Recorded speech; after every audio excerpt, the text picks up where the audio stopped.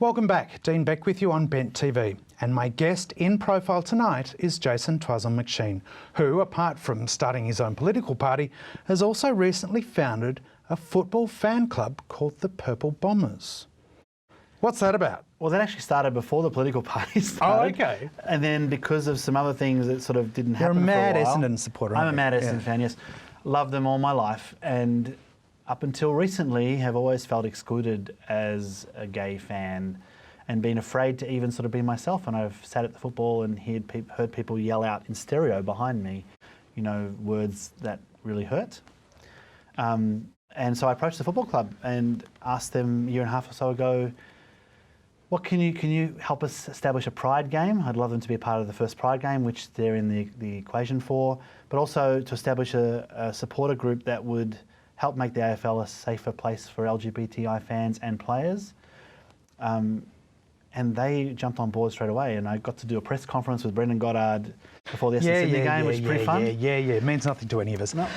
But what is important is you told, I remember you telling a story, a wonderful story actually, about taking a transgender friend with you to the football.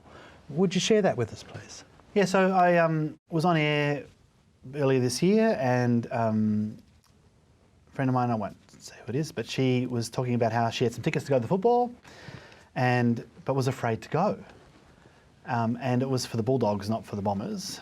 And some other things that she couldn't even, you know, go to her children's school and be herself fully. And that broke my heart. Like, I'm so glad that the school where Ruben is broke my heart, actually. And I'm in tears. And I just said to her, when's this game? And I was free that evening. And I was a bit afraid too, because it's not the safest environment, hasn't been. And so we met up and went to the Bulldogs West Coast game back in round 1. And I think we were both a little bit nervous, but it was great. Okay.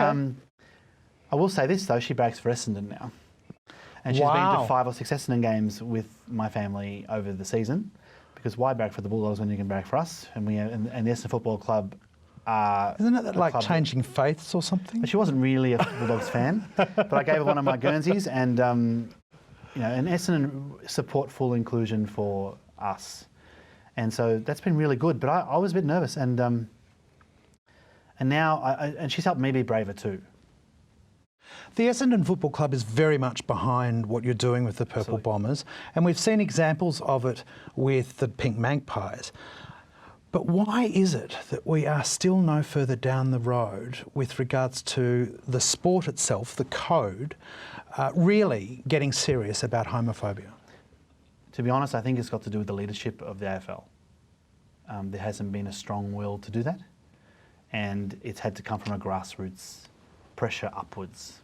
And so all the different people and players and groups and organisations who've done something, I applaud them, and the Pink Magpies have been amazing. There's now the Rainbow Swans and the Blues Roos, and right. And part of our objectives was to help all 18 clubs to have a supporter initiative.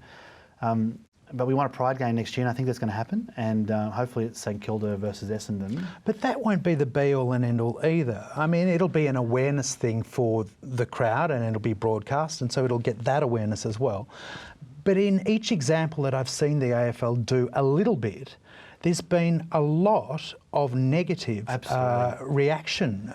The only abuse that I've actually copped online and social media has been from the Purple Bombers stuff. There you go. And it's very offensive and it hurts. But they don't hold back. No, they don't. And if we don't agitate for the change, it won't happen. And there are processes being put in place inside football clubs and inside even the stadiums now about respecting each other. But I think that reaction that you've experienced is because of the lack of leadership from the top. Absolutely. And there's been no accountability. You've been allowed to, I remember, it wasn't long ago we could say racist things at the football. It wasn't long ago that we could be very sexist. We probably still can. You kick like a girl. Until they worked out that there were more females going to the sport than there were. It's funny, but I went to a grand final women's lunch the other day, and even some of the male comedians who were there were talking about their testicles and peeing and stuff, and I thought, well, it's so endemic. That the change is so endemic. Look, the legal changes don't change anything on some level, But the good thing about Australia, at least, because we've had to wait so long and we're still waiting for these changes, at least on a grassroots level, there's lots of education going on and people doing the right thing and bringing the change in everyday life. That means when the legislation catches up, at least we're hopefully on board. Equality is a pie-in-the-sky, unachievable aim. Why call your party the Australian Equality Party?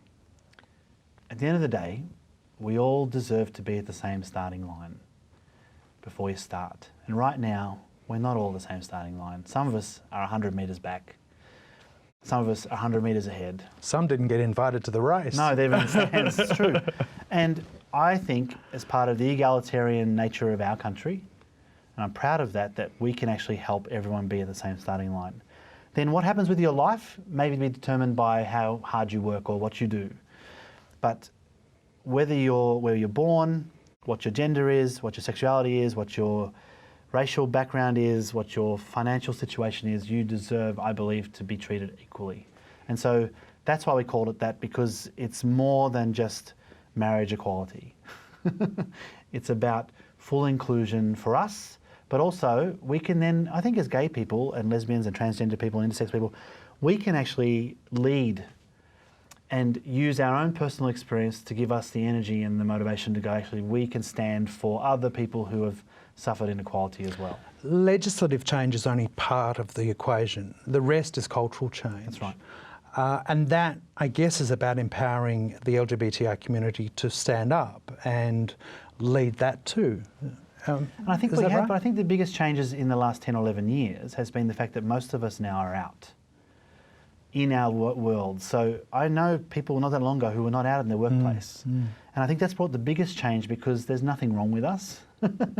And we're everywhere. And we're somewhere between, depending how you define sexuality, 3 and 15% of the population. And it's that's been the biggest change. And because we are people who deserve to be treated equally, and they're, unlike the religious people who believe otherwise, there is actually nothing wrong with us. Well, we've got a little way to go yet before we get there, but with you at the helm, I have no doubt that you'll be fighting the good fight all the way through. Jason, thank you very much for being our first In Profile Tonight guest, and good luck with the federal election in 2016. Thanks, Dean, very much. Join me right here on Bent TV in a few weeks' time, as I'm joined by yet another very special leader from within the LGBTI community. I'm Dean Beck, and thank you for watching us In Profile Tonight on Bent TV. Bye for now.